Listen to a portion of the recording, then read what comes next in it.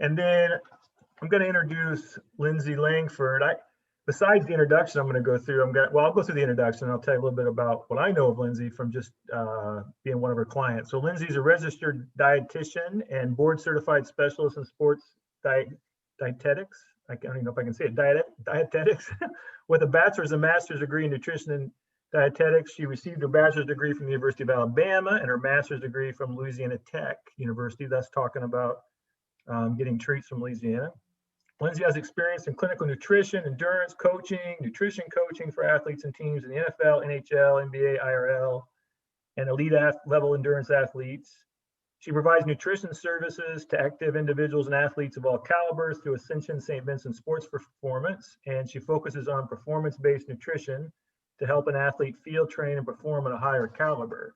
What I'll say about Lindsey and St. Vincent Sports Performance, Ascension St. Vincent Sports Performance, is until a few years ago, I just thought, and we were talking about this, Brian and I, when he came on, that's for like elite athletes. Like I would never, why would I want to wander in that way? That's the Pacers and the, Colts and some of the things I just read there. And then I quickly found out that like that's a small piece of what they do, that we are. The rest of us is who they provide services for. And so I went and actually was a client of Lindsay's a couple of years ago. I need to get back, but really helped me. She helped me as I was trying to get closer to breaking 4 hours in the marathon. And I can say a number of things that she taught me. Gosh, it's been 2.5 years ago. I still do, and have been able to maintain weight. Learned a lot to help me train for half marathons and marathons. So really thank her for joining us and look forward to sharing this evening with her. Did I get all that right, Lindsay? Yeah, thanks, Jim. Appreciate it.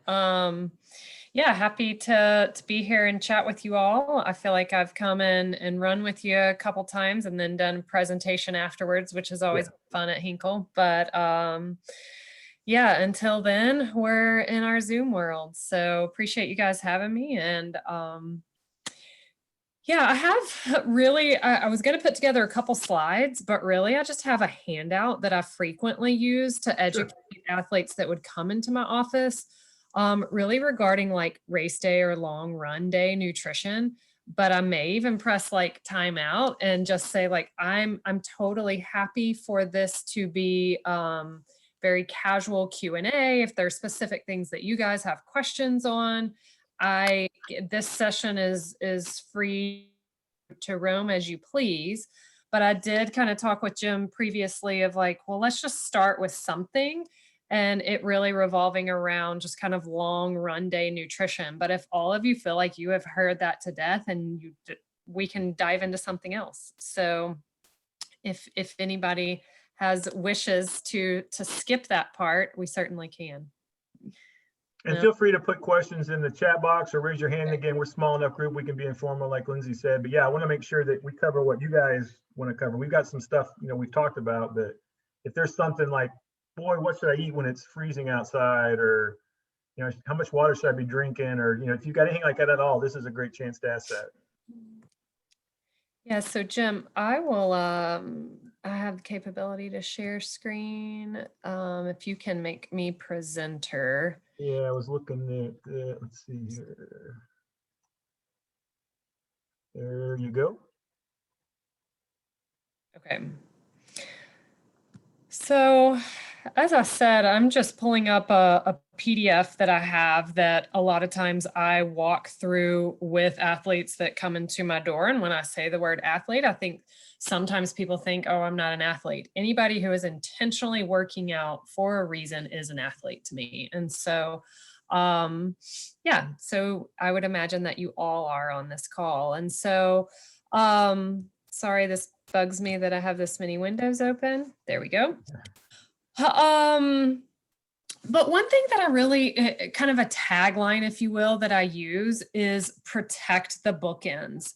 Protect the bookends of your training, of, I think about for all of you, the most active time you are throughout your day is typically when you're training. And we all want to have good training sessions. We want to have good runs. If you're doing any interval or tempo or speed work, you want those to be the best that they can be. And so again, protecting that time, the pre, the during, and the post training are probably the most important times for you to be eating throughout your day.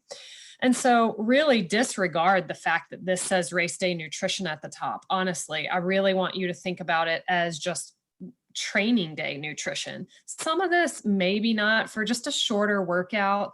These rules likely don't apply fully, but I do want you to think about that. If it's just like a normal training day for you, like today, maybe you got on the treadmill for 30 minutes or whatever that may be. Did I go into this workout fueled properly? Did I fuel well during, if needed, for a 30-minute run? No, not necessarily fuel, but hydration could potentially be helpful. And then did I recover well afterwards? And so I'm going to give you maybe 4 minutes that I may go through this handout. And again, this is talking about race day nutrition, but I would say any long run day nutrition.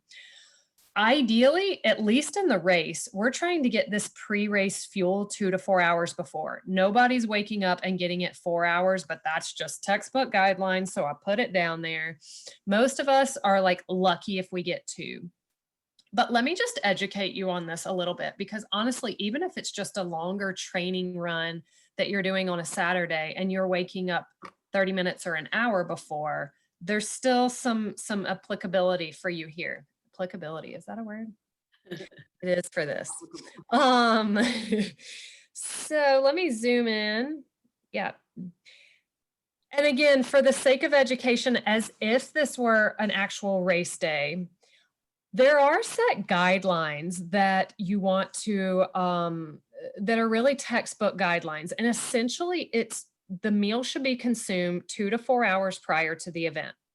The math to that, for those that want to know, like, well, how much should I consume, is generally 2 to 4 grams of carbohydrates per kilogram of body weight. Okay, so you do have to convert your weight to kilograms. And then you can do some math. If you are eating your meal 2 hours prior to your run, we have less time for digestion than if we're eating that meal 4 hours prior to our run. So this number varies essentially based on the actual hour that you have pre-run. Hear me out, because I know I'm not fully making sense yet. But if I'm eating 2 hours before, I only need 2 grams of carbohydrate per kilogram of body weight. If I'm eating 3 hours before, I need 3 grams of carbohydrate per kilogram of body weight, and 4 hours before, I would need 4 hours. So what would you need if you're eating 1 hour before? 1 gram of carbohydrate per kilogram. Okay. So that's an easy way just to think about it. And most of y'all are like, I have no idea what she's even talking about, because I'm not counting my grams of carbohydrates before I go run. And that's fine too. I put that in there for those of you who really like to know the numbers and want to know exact. But in general, pre-run, our focus is carbohydrates. Those break down quickly. It's not the time to have a big omelet or a protein shake really before you run. We can get some protein in there, and that is helpful, but that's not the primary component of a fuel source for you. So again, that's the pre-race meal. And then we would top off 30 to 60 minutes prior. So here we have top off energy stores 30 to 60 minutes prior with carbohydrates and electrolytes. And at this time, there are set standard guidelines to this, that 30 to 60 grams of carbohydrate. A lot of times we could use the same rule though, guys, and say, okay, this is 1 hour prior, then I'm gonna do 1 gram of carbohydrate per kilogram of body weight. If it's half that, then we would do half the grams of carbohydrate per kilogram body weight. So I don't know if that hopefully makes sense. I think I see a chat come through. When I first started to run, it's carbs and now it seems to say protein, please. Yeah, it's what you're talking about, Lindsay. Yeah. Carb versus protein, that you just addressed it. Okay, gotcha. Yep. And maybe I answer some of these questions. I'm happy to do it as we go, but what are some of the most common diet concerns or problems or questions you see in runners, client? Yeah. So let me get to those questions. Let me just, again, like briefly go through this. And so These are just set guidelines, guys, that we have our meal before we top off. The one thing I think just to know at this time is that it is, there is an emphasis now on electrolytes. And I would say I would even start that here. And it totally depends on two factors for you. One, are you a heavy sweater, a salty sweater? Do you know? And then two, is it really hot out? But it is something that I just want people to know, especially in this community that are running longer mileage. You're sweating a lot and not replacing a lot of times with enough electrolytes. So we do want to get some of those in. And then during a race or a long training run, and I feel like this definitely applies to even just a training run. This is a very standard recommendation given in the field, 30 to 60 grams of carbohydrates per hour. The smaller, more petite female, we probably are just going to get by with just 30. Your larger male, maybe 60. And then if you're doing ultra events, it sometimes goes up even more than that. But that's a very standard recommendation, which can be done with gels. It could be done with the gummies. It can be done with apple sauces, even like dried fruits like cherries or apricots. So that's carbohydrates. And then fuel during, fluid is about 20 ounces per hour. This is a very general recommendation. Everyone has an individualized sweat rate. And then electrolytes should go into that as well. Let me briefly just talk about post, because that's the end of our bookend. So right now, even when you're out training, am I recovering well? We should have at least 30 grams of carbohydrates and at least 15 grams of protein. I honestly think that number is a little conservative. I'd probably love to see that closer to 20, maybe even 30 now, but at least 15. So this again can be done with fancy protein shakes or bars, or honestly just coming home and having a good, well-rounded breakfast with some eggs and toast and fruit. You're going to reap these same benefits. So that's just like my quick little spiel here on kind of race day / long run nutrition, just to get the conversation started. But I encourage you all to just protect those bookends of any training session that you're doing or longer runs. You know, I learned a lot from Lindsay. Thanks for going through this, Lindsay, when I was a client of hers on these topics. And, you know, a couple of things. One, I realized quickly, and I got a lot of friends this way, Tuesday mornings we'll run a longer speed run, and then Saturdays.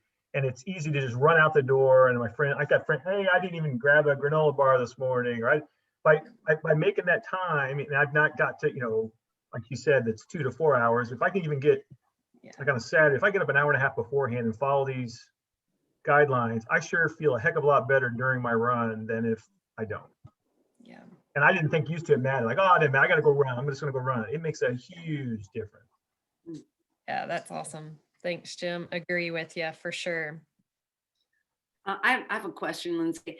As an older runner, I noticed when I'm running, because I try to run like 10 miles once a week, a long distance, but it seems like mile 8, you know, my muscles just seem like they're taking a break. What could I be doing to probably help those muscles stay a little stronger? I think of a lot of different things. The one thing I think about though is if we're talking about during, I mean, are you consuming carbohydrates and fluids while you're running? Probably not as much as I should. And Okay. those little gummy things, okay? Yeah. And a little, Yes. sometimes Gatorade and water, I'll take a chug. How Mhm. often should I be doing that before I hit the wall at 8 miles? So typically, and this is a really good point that I failed to mention. It's listed here, but I didn't. If Okay. anything, generally over an hour. So 10 miles is going to take you over an hour to do. And this is when I would follow this recommendation. Okay. So Kathy, I would be trying to get at least 30, if not 40 grams of carbohydrates per hour, but somewhere in this zone of 30 to 60.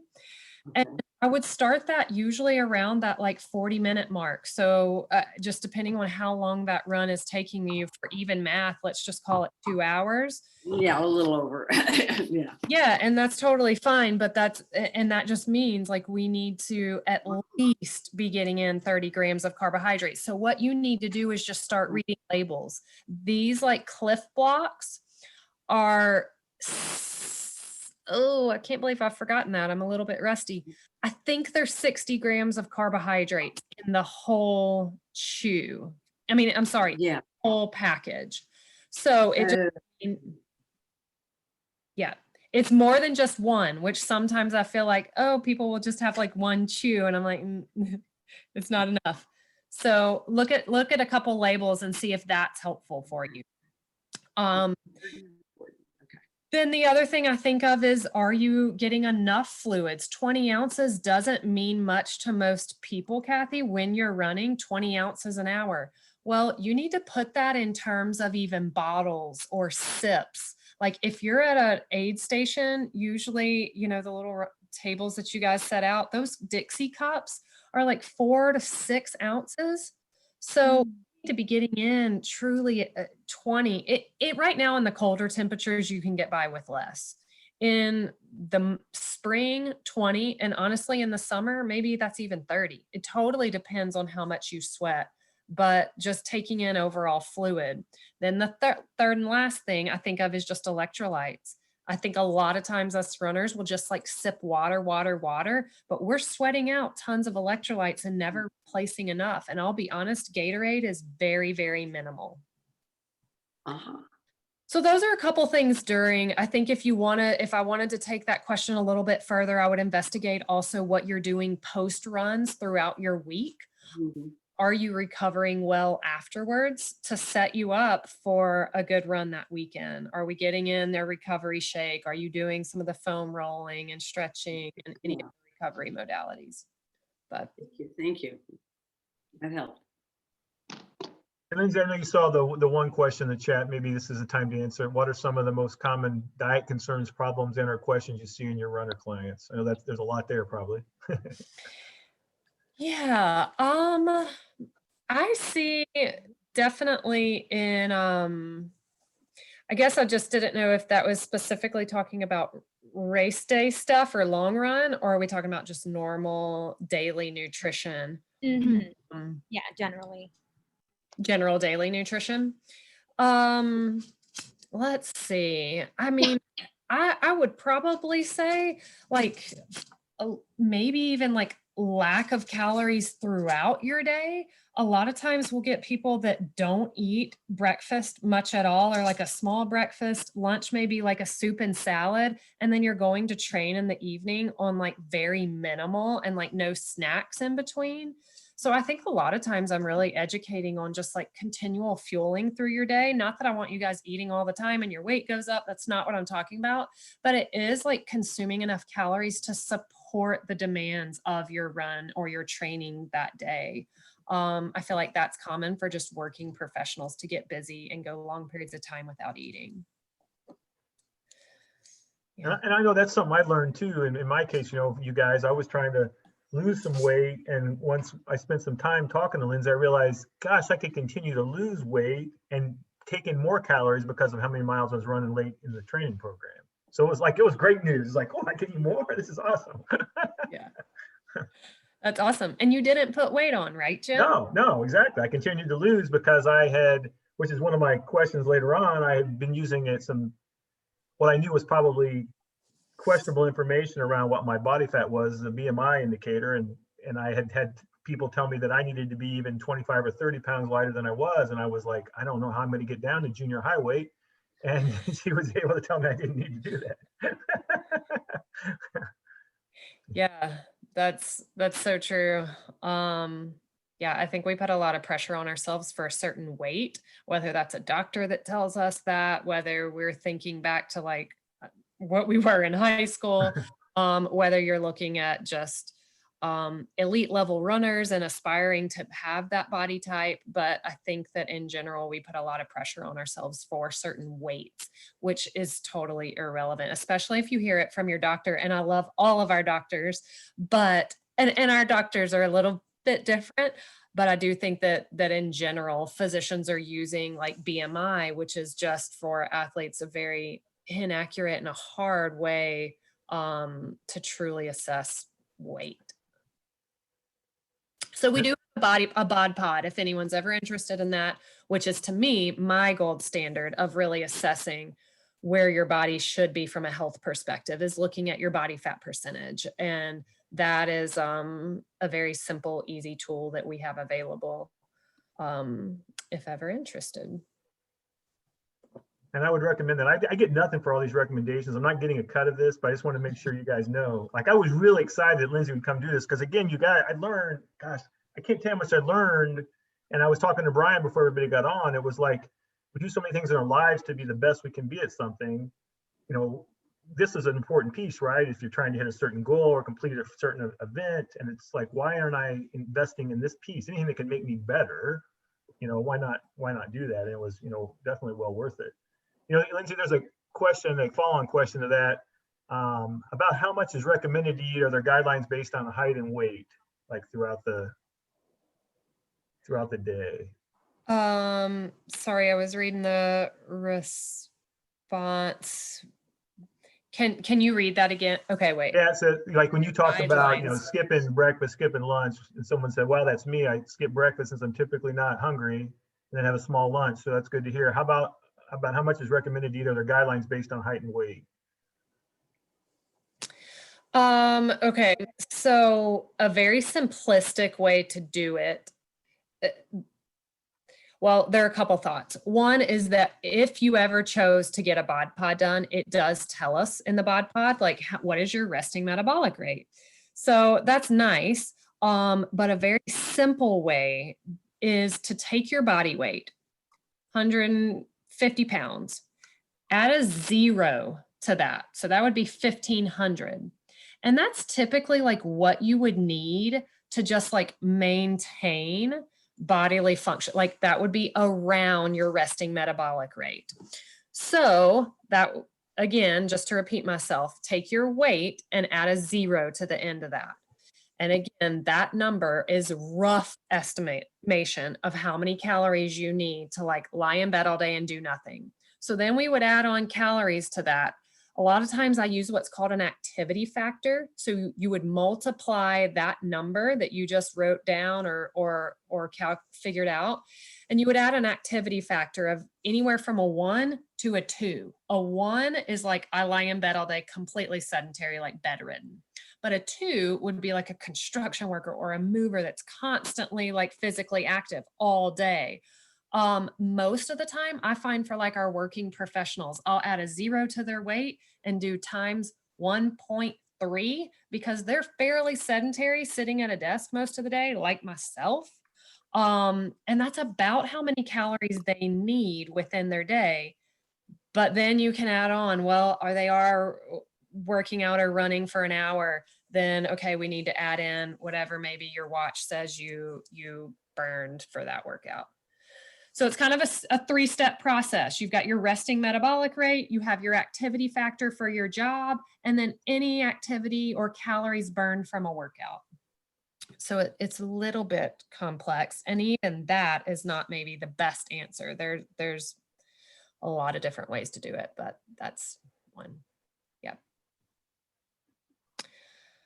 We got another question there in the chat. Yeah, how much does what you eat the day before have an effect on you? I've heard that carb loading some people do the day before the race is a myth, but I run first thing in the morning, so I'll take whatever boost I can get without necessarily getting fuel before. Absolutely. Yes, no, I mean, definitely if you're someone that's waking up at 5 and 6 in the morning to go run, that dinner the night before can carry you over. I don't have like honestly exact numbers to that, but I will say that that early morning run, what I would do is at least do a top off. So go to that like 30 to 60 minute box and look at that. I mean, that means maybe we're consuming a couple blocks and a noon tab with 8-ounce water. Or I'm not sure if anyone's familiar with Generation UCAN, but you throw that in a bottle and get that down. That's a powdered product. Maybe it's a gel or an applesauce pouch that you get in.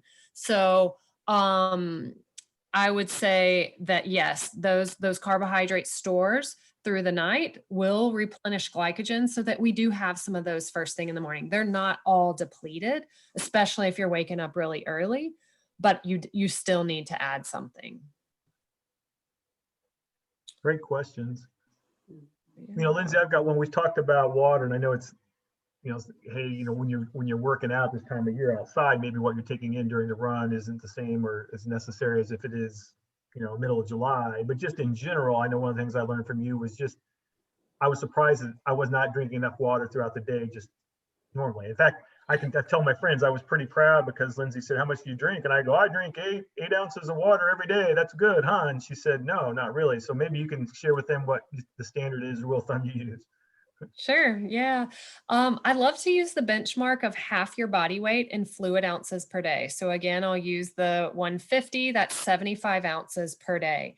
And really that should not be what we're taking in. We shouldn't be counting what we take in during our workout into that. That's just like normal hydration status. And so I just find that super duper helpful to help with so many aspects. Number one, appetite level and hunger. A lot of times we feel hungry and we're really dehydrated. So it definitely helps with hunger signal.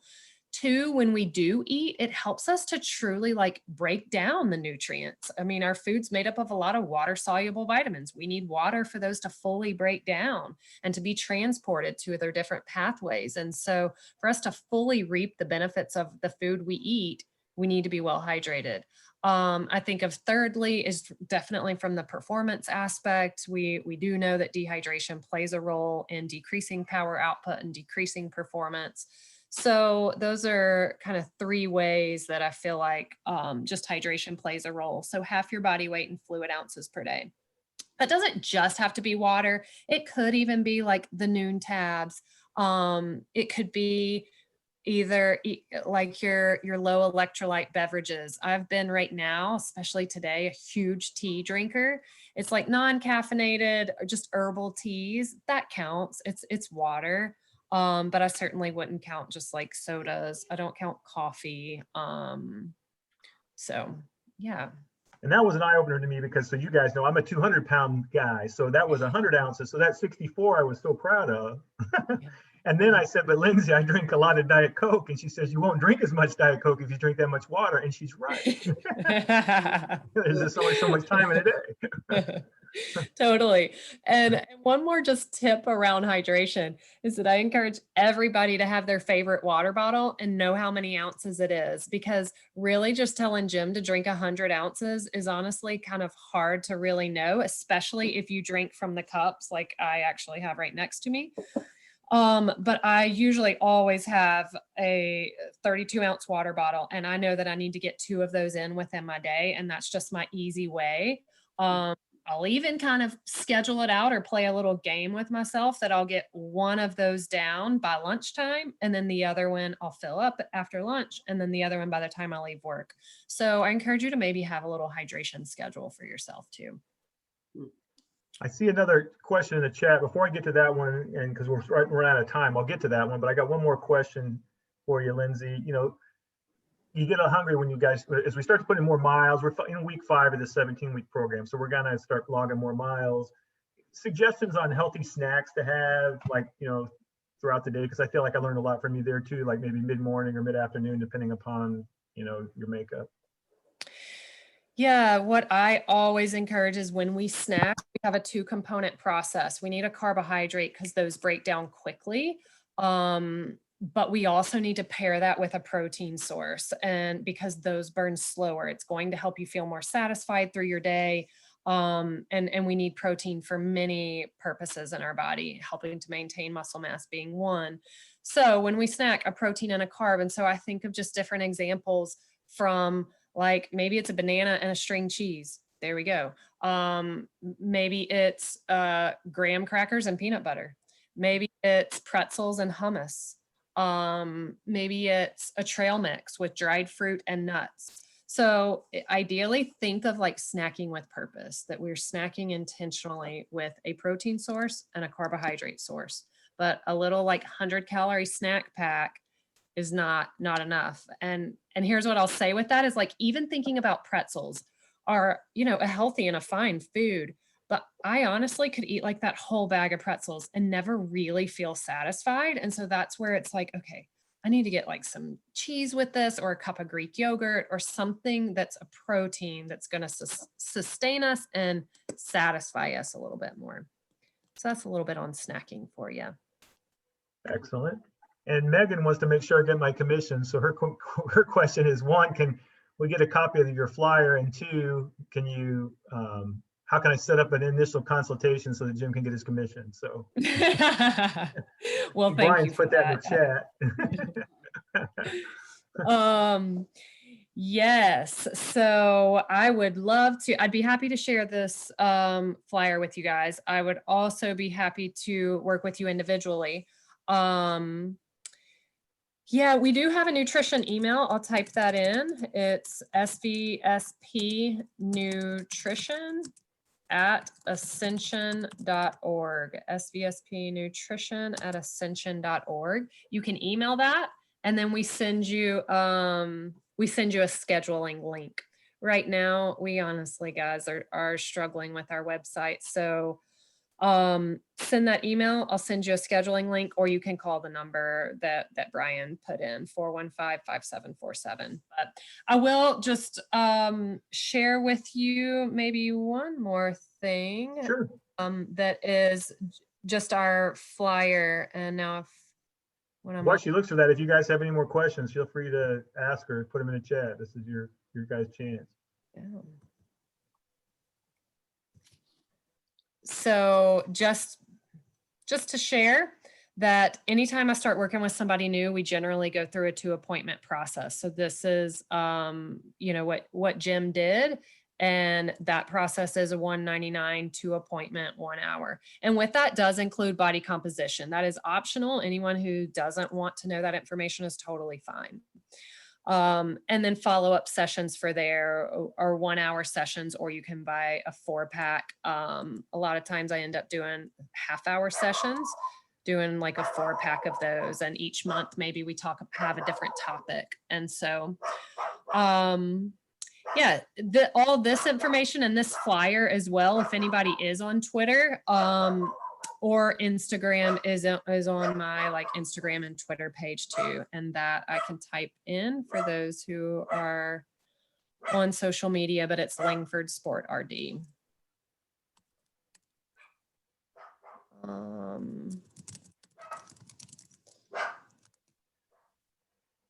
Right. Well, I see another question too, Lindsay. Is a beer after a run a good idea, or would you recommend we limit beer? Man, I love craft beer like everyone else, I'm sure, on this, but so is it a good idea? I cannot say it's the best idea. It's not the best like rehydrator. Alcohol isn't. A lighter beer can definitely be okay, and honestly, like 1 beer is fine. But if we're talking about numerous, then no. But for recovery, we ideally want those carbs and protein in. And so as refreshing as a good beer is, I again do think that you can have like 1 light beer and still reap some rehydration from it, but it's not something that I like strongly recommend, kind of thing.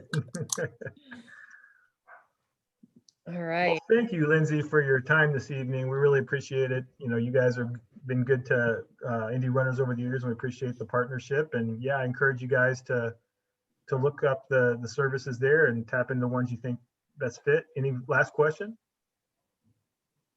Thank you very much. All right. Yeah, thank you guys. I know that you also get a discount that Brian may be able to speak to. It's either 10 or 15%. So, or our front desk. Yeah, I was going to say, but I wasn't sure what it was either. Brian, do you know? Off the top of your head? It used to be 10. Okay. It might, I think that's right. I think Brian said the special tonight is 15 is what I heard him say, for all those you attended. Yes, for all of you fine folks on the call tonight. I Give only them count one, my two. name, tell them I said it was fine. Don't worry about it. They might say, I don't know who that person is. They're just joking. Yeah. All right. Well, thank you, Lindsay. Thanks, Awesome. Lindsay. Thanks everybody for Thanks, joining. guys. Correct me if I'll I'm be in wrong. touch, I Lindsay. tell people Good running. more and earlier, whether it's water or fuel or whatever. I probably need more, and I probably need to start earlier. Spot on, Brian. Good advice. I appreciate it. PT knows a little bit about nutrition sometimes. Try to pay attention. All right. You're probably right. So Good to see you, awesome. man. See you, everybody. Bye. Bye, guys.